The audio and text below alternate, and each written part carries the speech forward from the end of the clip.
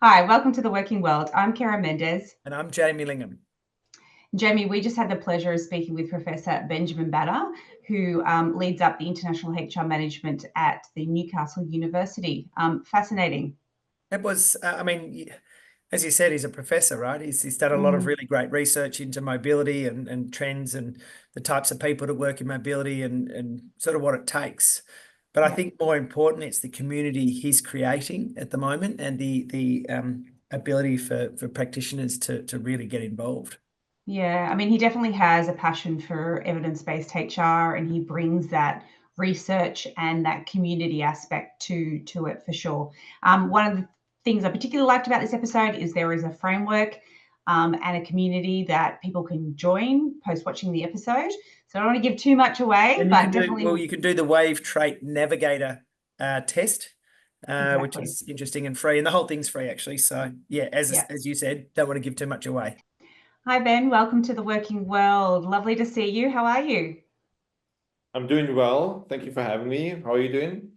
Well, welcome. Thank you for joining us. And as you've met Jamie and myself, we at the Working World love natural conversation. And so that's a great starter for today's episode, because what we really want to get to with you is to understand, I guess, the work that you do as a professor at the Newcastle University, but also understand your passion, which I know is around evidence-based HR and the research that you do that has impact for the industry and particularly for corporates like myself and for Jamie.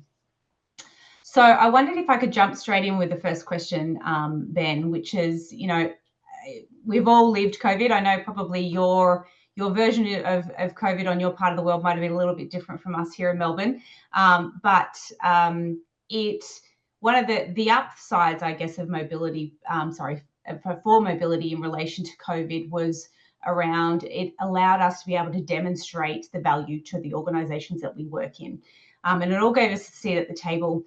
But as we move out of that post-COVID world, I think for many of the mobility professionals now, we're finding it very challenging to continue to keep that spotlight on us, continue to keep that seat at the table.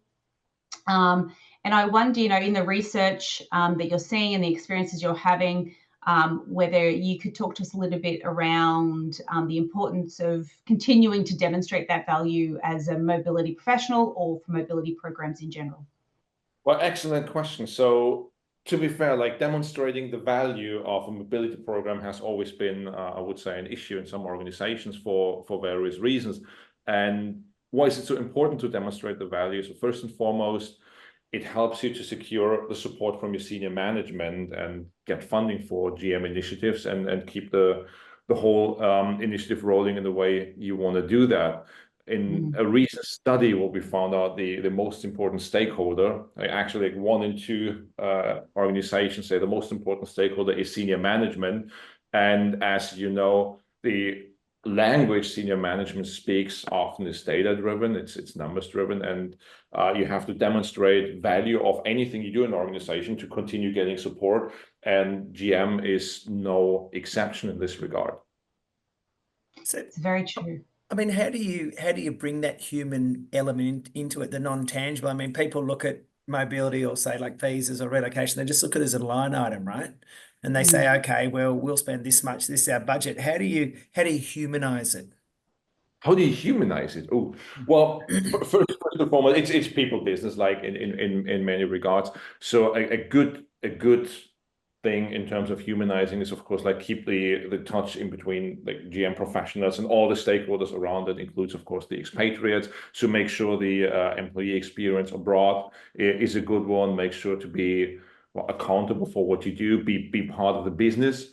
Another thing is certainly the connection between talent and mobility, which, by the way, often is more a disconnect than a connect, unfortunately. So it's certainly important to look in this perspective. And at the end of the day, communication, talk to each other.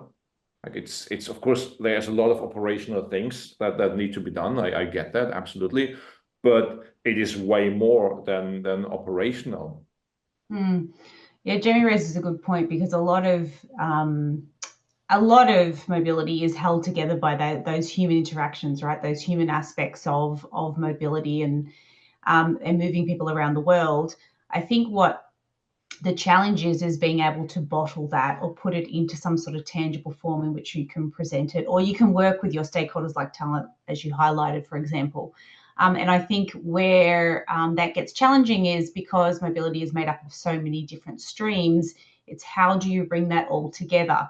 Now, I understand that you've been working on a framework and that you might be able to tell us a little bit more about that and how that may assist in kind of bringing all that together. Mm-hmm.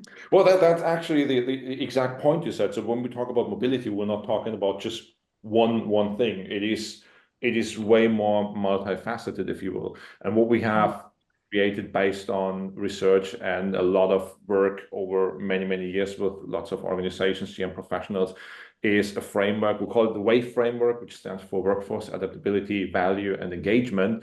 And the reason why we have created that is to get a little bit more structure into what we're doing when we talk about GM. So I'm going to pull it up real quick to explain it in more detail. So it's a 2x2 matrix where we differentiate the focus scope, and that is internal and external of GM. I need to say external could be within the same organization, but outside GM. So it could be the senior management, could be finance, could be HR in general, or even outside the organization. So that's focus scope.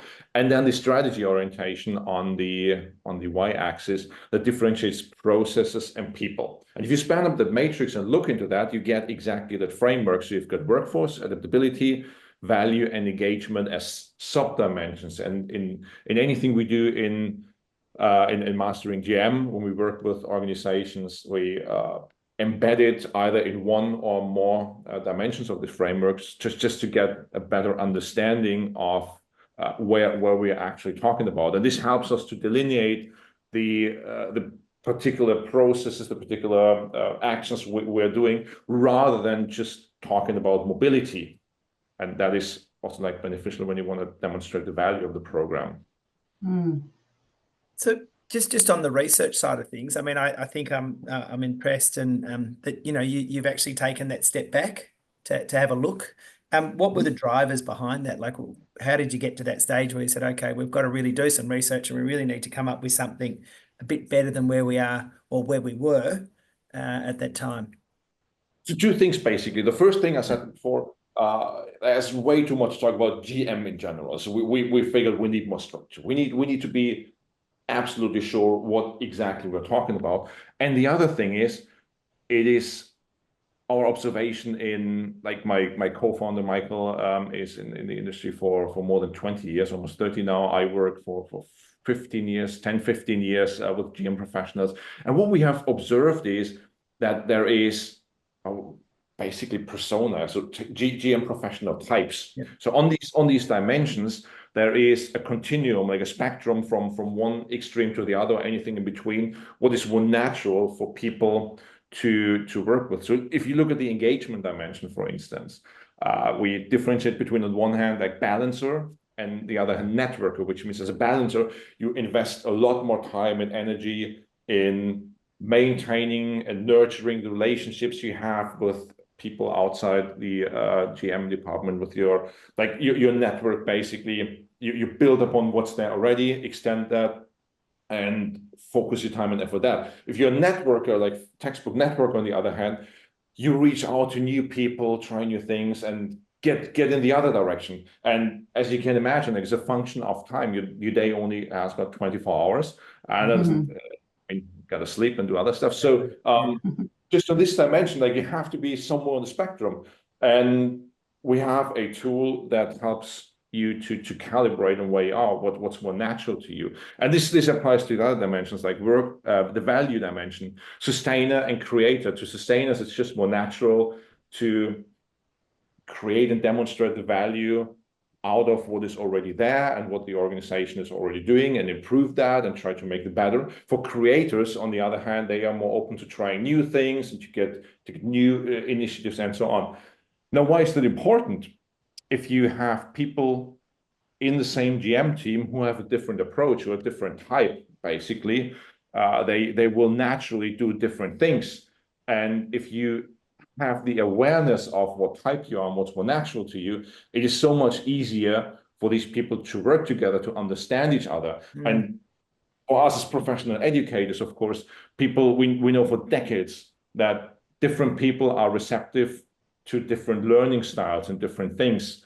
And with these types, we know what this particular type of GM professional you are in a particular case, we can be working with you in a completely different space, much more focused, much more tailored. And all this is research backed, and we've got a quite comprehensive assessment people can do. It's free of charge, by the way, so it's something you can do just to get it for you as an understanding. You get a detailed report of you as an assessment, and of course you can talk to us to find out more about that. That would be really helpful, particularly for having an evaluation of yourself and then sharing it with your stakeholders, right? So they can understand how you work as well as a GM professional. Sorry, Jamie. I was just going to say, I think that also it sounds like that'd be great for even a recruitment, piece. If you're looking for mobility, say, okay, I've got this type, one of the types, of personalities here. I need to counterbalance it. Or I don't know if you've sort of got to that level, but it sounds, if you're building a good mobility team, is there a perfect mix? Is there, like, if you said, if I said to you, okay, Benjamin, I want to build a mobility team, are you going to say, okay, we'll get the natural network, or what does that look like? That's an excellent question, Jamie. So is there a perfect mix? Yes and no. There's always and there's never a perfect mix. And then it depends on what you want to do. So if you're building something from scratch, like new mobility, new policy, something that is like not there yet, you probably want to look a bit more to the creator side and get people on board who are more open to try new things. Now, on the flip side, if you have a team where there's just everybody's just trying out new things, and then like nobody's really focusing what's there already, that could be quite resource intensive because you try a lot of other things, and then you lose track what's there. So I do think a perfect mix is probably a bit of both. Now, that having said, it doesn't mean if you're on one spectrum, if you're more on the sustainer spectrum, doesn't mean you can't be a creator. It is just not as natural to you. And what we can do just by making people aware of where they are on the spectrum to kind of reflect why they are doing something and what they possibly should be doing in order to achieve other goals. So to kind of play the full spectrum if you want, but being conscious about that. So in essence, it helps you to make the subconsciously known more consciously known. Self-awareness, yeah. Yeah, and it's also it would also be very reflective as well of the maturity of the organisation, the maturity of the program as well. To your point, if you're building something from scratch, you need that balance, as you said, between the creator and somebody a little bit more creative to kind of make that impactful and have that hit the ground. Exactly. When it comes to the demonstrating the value, though, are there some key metrics that GM professionals could use in order to measure the value if they have an existing program?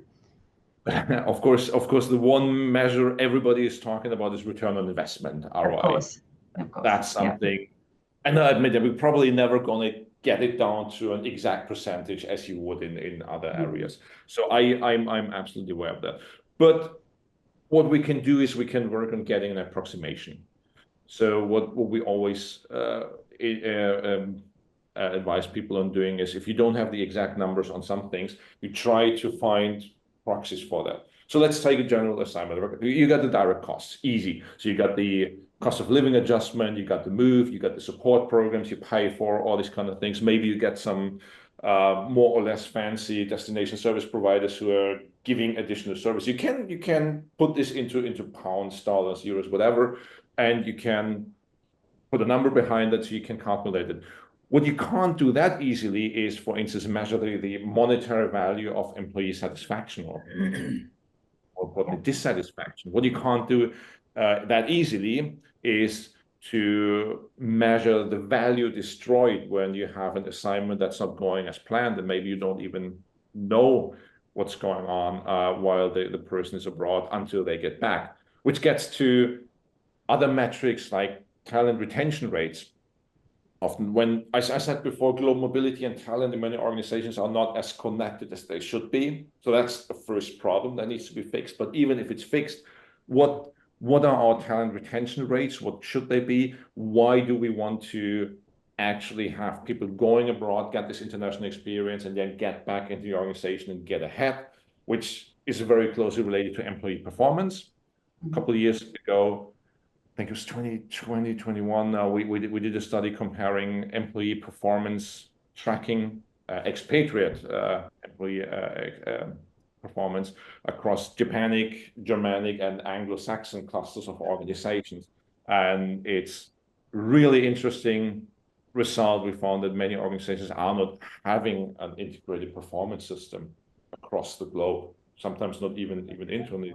So that's something you definitely have to look at. And that means you got to define for each and every assignment what the success of this assignment would be and what a failure, even if a soft failure, would be. So what do you expect? Career progression. Are you tracking career progression after the assignment, which goes into repatriation? So for a long time, that many organizations are struggling with properly integrating repatriates. So when you're done with the assignment, get back in the organization, there's a lot of dissatisfaction going on. And that is often related to integration back home and also career progression that is maybe expected by the assignee, and then it's not going to happen or not going to happen in the way it's supposed to be happening.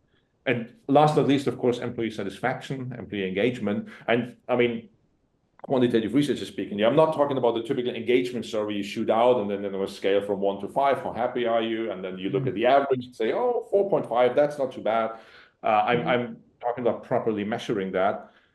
And all these things can then be measured, can be attached with value, and then you can create at least a return on investment for the entire mobility program. And if you keep getting data and work on that for a longer time, you can do that even down to the individual assignment. And I get it, this is challenging. It's like you won't do that from one day to the other if you don't have all the information yet, but you got to be working on that. And what you can do then is you can say, okay, if we afford to have a mobility program that is going beyond filling positions, when we're talking about development assignments, knowledge transfer assignments, all these kind of things, then you can say it costs us X, but the benefit is Y. Y is larger than X, and because of that, we should be in a position to further supporting this program with resources. Or the other thing could be, it's not worth our money, it's not worth our effort, then, okay, maybe find something else that is creating more value for the organization. But I very much believe that mobility does deliver value, but it's the job of the GM professionals in charge to demonstrate that value to the board and not the other way around. Yeah, I think it's maybe you can add one parameter in there for your research to say who's encouraged their friends to do it, or who's encouraged their work colleagues to do it, who's referred someone into the program. I think that's obviously the best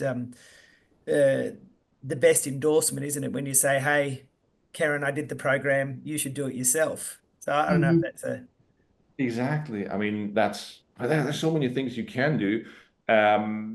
Unfortunately, we see that a lot of things are not done for various reasons. And I suppose flowing on from that, have you got the sort of perfect mix? Do you think you've got the model close to right of what like, okay, Karen, I'll give you this and I'll do that, and do you have this an outline? Are you close? I mean, I'm always struggling to give recommendations about what's being perfect, so forgive me for that.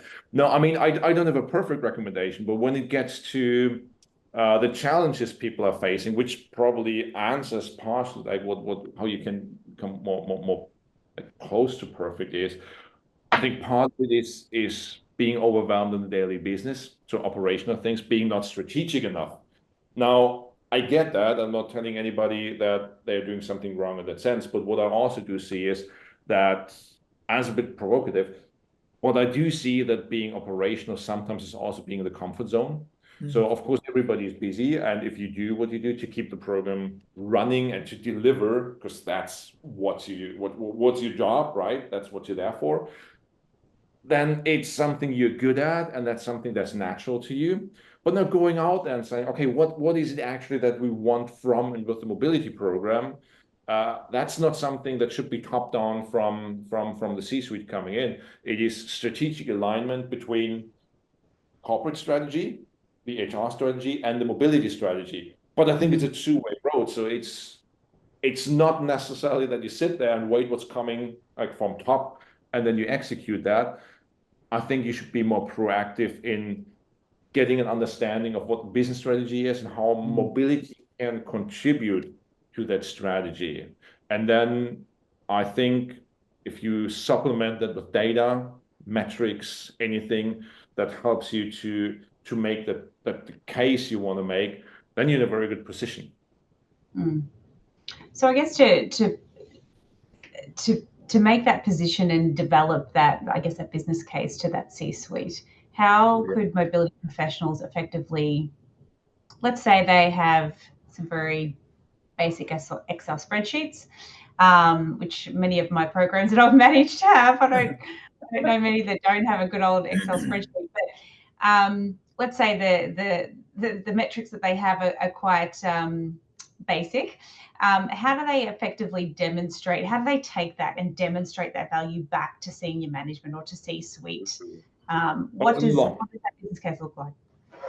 There's a bunch of steps in between, right? If you don't have the data yet, I wouldn't recommend that you go out there with that spreadsheet and turn it into an ugly PowerPoint presentation and say, here we go. I think it starts with really strategically thinking about what you are doing and why you're doing that, what the value from your perspective could be. And then you pick the metrics you actually need to make your case. So if your strategy is a talent development strategy and you want people that you believe are worthy enough to be supported by the organization with its international experience, go out, get supported to get back into the organization and progress in your career, then you should look at these metrics and see how these people are performing before they go, while they go, and when they get back. Or if they don't come back because they get poached by another company or they didn't stay too long, like all these kind of things, you get a track and get this understanding. And now I would assume that if you're working with basic spreadsheets and more an old school approach, you probably won't have the data. So instead of going out right now and doing something, it's kind of a Hail Mary move. So I would rather recommend think about what it is actually you wanna see, why you're there, which data do you need to back your case, collect this data, and then use this to actually make your case. Knowledge transfer. I mean, there's a lot of knowledge transfer assignments that have been pulled during COVID and never got reinstalled. We did a study which turned out to be a natural experiment. So before COVID, it was in 2018, 2019, we started talking to people about knowledge transfer assignments and the necessity of it and what could be replaced by virtual exchange, so all digital communication media we've got available at hand. And even at that time, we saw some sort of move towards less physically going abroad, more digital. Now then came COVID. Most assignments have been terminated, and especially the knowledge transfer assignments have not necessarily been picked up again because COVID showed us that a lot of things are actually possible we didn't expect. That study is published in the Journal of Management Studies. It's open access, so anybody who's interested, happy to put the link in the show notes.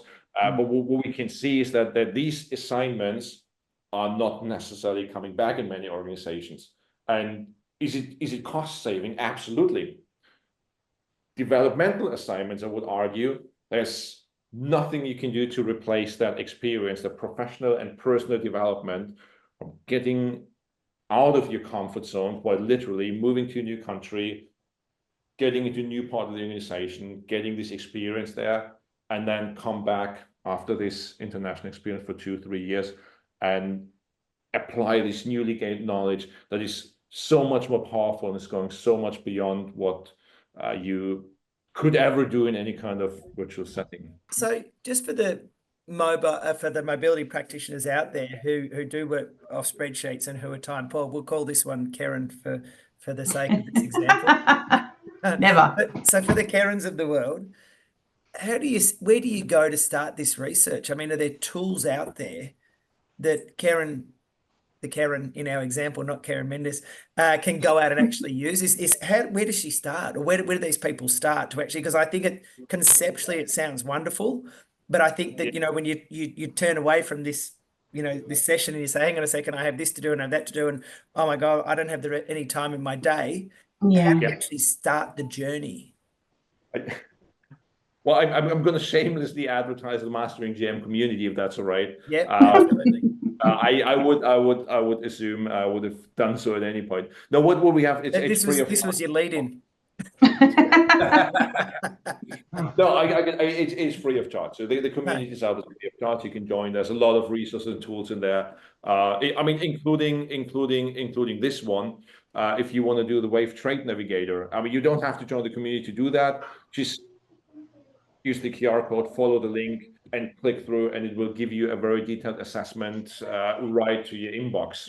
So, what we are currently working on in the community is get a discussion going on around this particular topic, because when we first came out with the Wave framework, the value dimension is the one most people are receptive to. They want to be working on that. And to answer your question, what you can do, we are currently, it's not out there yet, and I can't exactly tell you when it's going to launch, but we are working on a 30-day business case challenge. And this is exactly answering the need of, I can't take 2 days, 3 days out of my schedule and do some sort of training.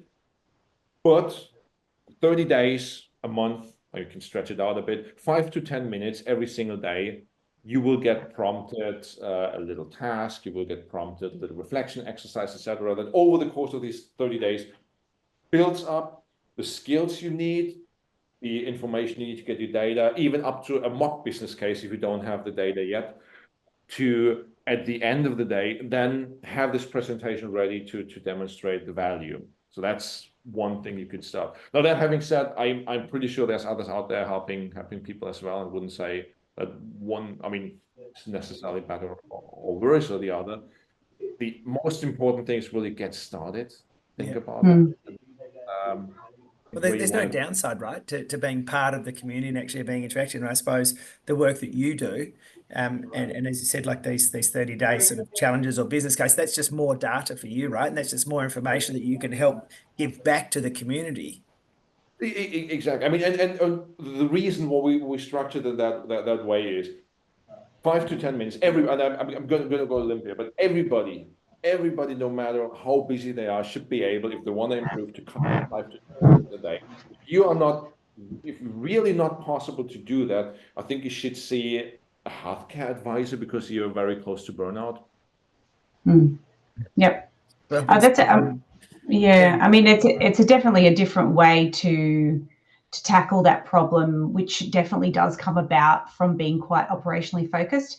And I kind of had a bit of a giggle to myself when you made the comment around operating in that operational space is to some degree a little bit of its comfort. And BAU work, as I like to call it, definitely does that, because it's your muscle memory is just repeating, right? You're not pushing yourself to do that. But yeah, pushing yourself outside that comfort zone definitely takes, for some people more than others, it's a big step, particularly in a post-COVID world. I don't want to keep banging on about that, but it does present some challenges for people. I was curious though, from a challenges perspective, we spoke about getting the data, getting started, finding those 5-10 minutes a day. What are some of the other common challenges in your experience working with GM professionals that you see that they face when they're trying to take that value proposition up to their C-suite? So apart from not having the data, and not having the time, what could possibly else be wrong? Although, I mean, by the way, like, to be absolutely clear, I'm not judging here, right? And I totally understand that everybody is really busy. And if you proactively choose that this is nothing for you right now, that's absolutely fine. You just then can't complain about not being strategic enough. But apart from not having the data and not being able to get the data right away, is sometimes, of course, the resistance from stakeholders, really. Other stakeholders not being willing to go that road with you, whether it's your team, whether it's somebody around there, they don't necessarily see the value of it right away, which is potentially something you could be working on in the first step. So you got to convince other people about that. And then the other thing is, of course, we all know that often it's connected, new management, new strategy, and a lot of moving particles, and True. it's not always 100% clear how you could align the strategy between mobility, HR, and the actual business when there's a lot of moving going on, especially larger organizations, new business units coming in, restructuring, acquisitions, spin-offs, all these kind of things. So it's kind of that it's not the right time problem, which you could counter with it's never the right time, or it's always the right time.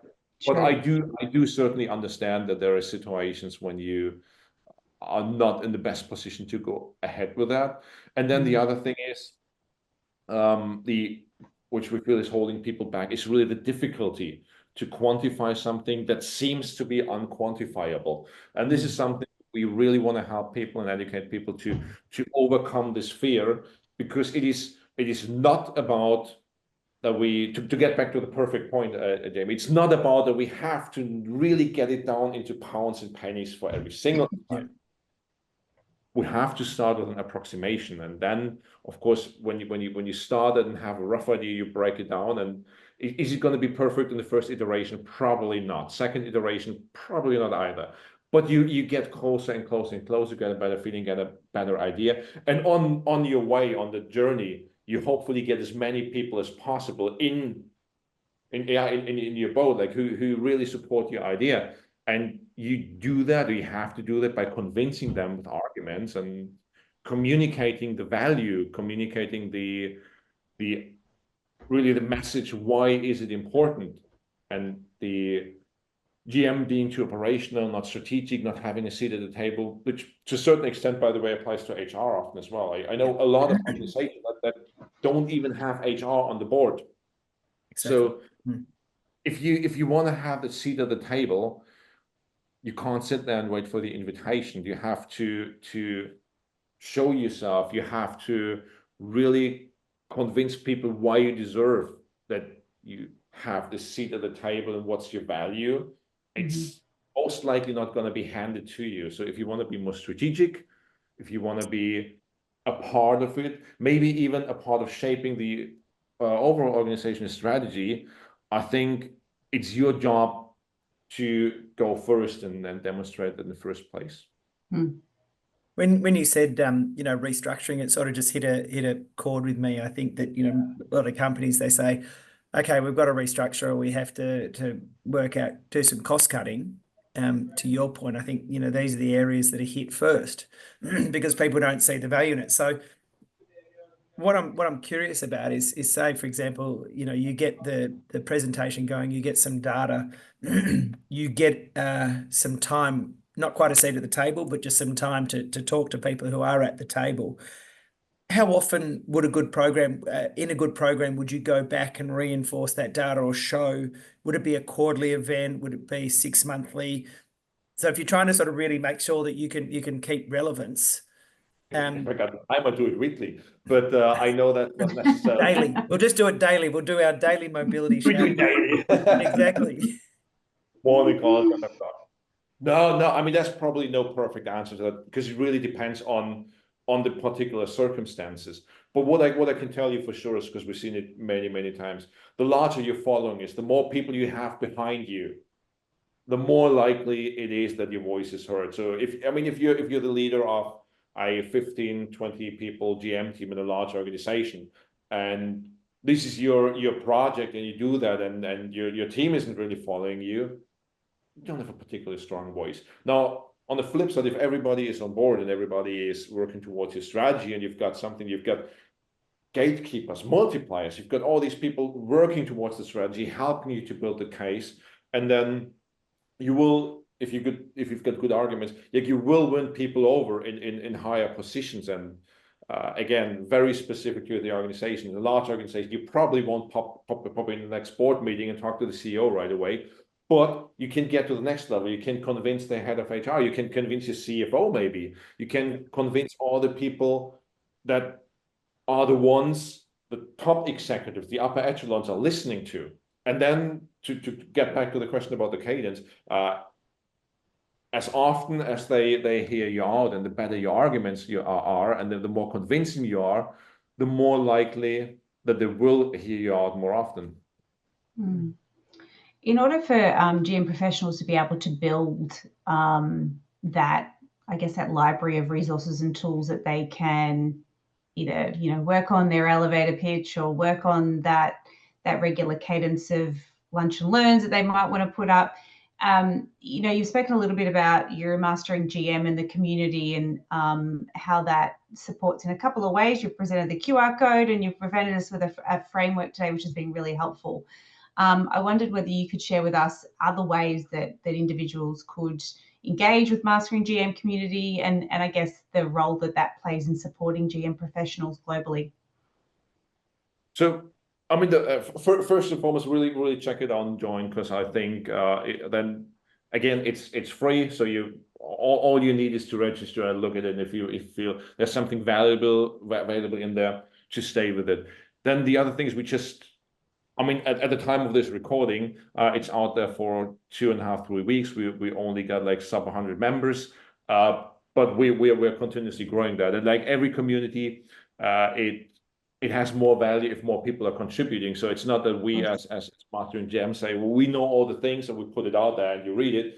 It's sometimes it's like you have a question about something and then other people will answer that. I've hardly seen any industry where people from different organizations are so willing and passionate about helping each other out. And I don't see why this shouldn't be the case. We've got a bi-weekly call. It's called Mastering GM Power Hour, which is not necessarily... I missed the last one. I think it was 2 a.m. our time or something crazy like that. I had the intention. I was sort of like, I looked at it, I thought this is great because I obviously joined up. And then I saw the email come through. I thought this is great. And then I went, hang on a second. This is my mastering sleep time.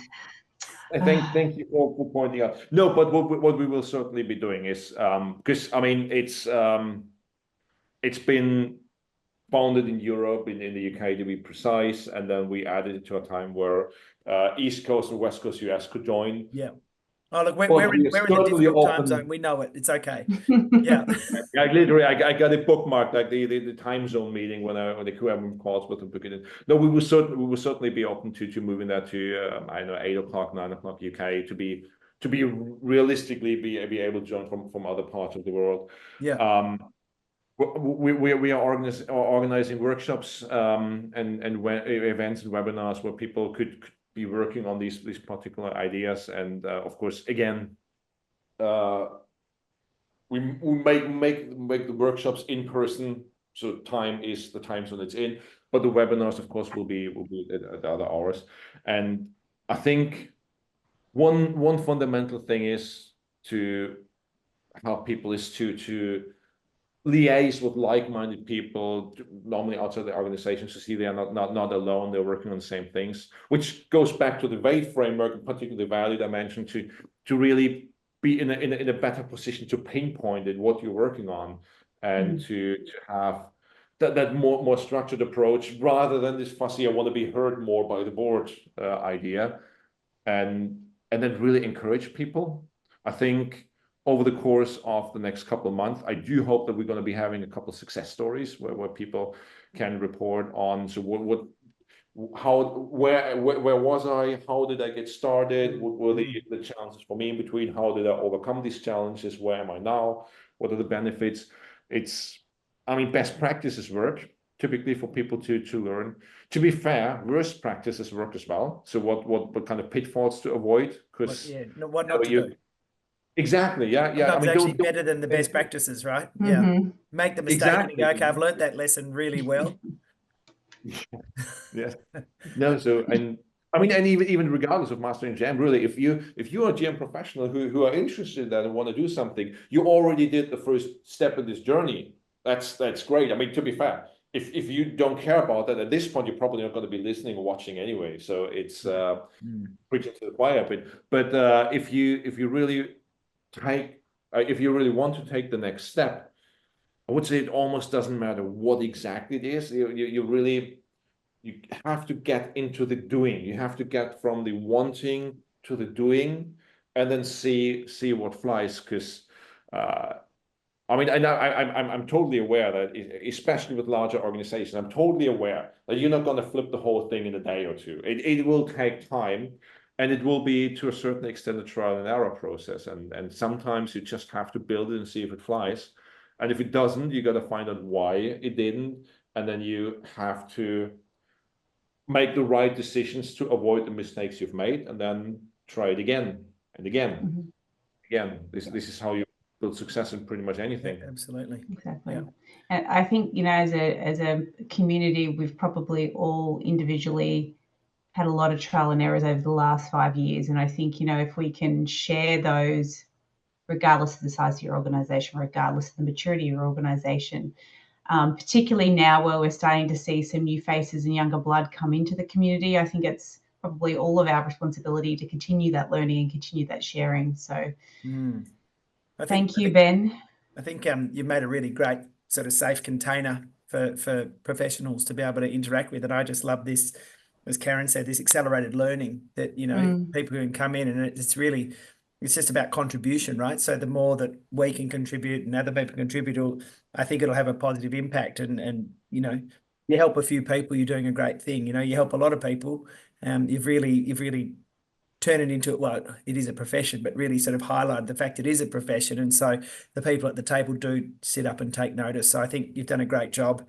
As you said, you've only been going for a short period of time already. It sounds like you're getting some traction. Obviously, you're on the working world, which is great, and hopefully it'll encourage you know, our listeners or our viewers to join up and actually get involved and make their own contribution, because I think that it could really turn into something great. Thank you, Jamie. And I mean, to anybody, like, really, if you want to know something, if you get, if anything is unclear, just reach out. I mean, I'm on LinkedIn. If you don't want to join the community right away, reach out on LinkedIn. Shoot me an email. My email address is not hard to find.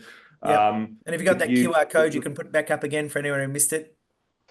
Yeah, that's Trade Navigator. If you want to do that, and then I think, and we'll put some stuff in there. We'll put some things in the link and you know, etc. So, but yeah, no, I think you're really doing a great thing. I think that it's great for the industry. Yeah, thank you, Ben. We really appreciate you taking the time, and it was lovely to speak to you today on The Working World. All right, thanks, Ben. See you. Pleasure. Bye-bye.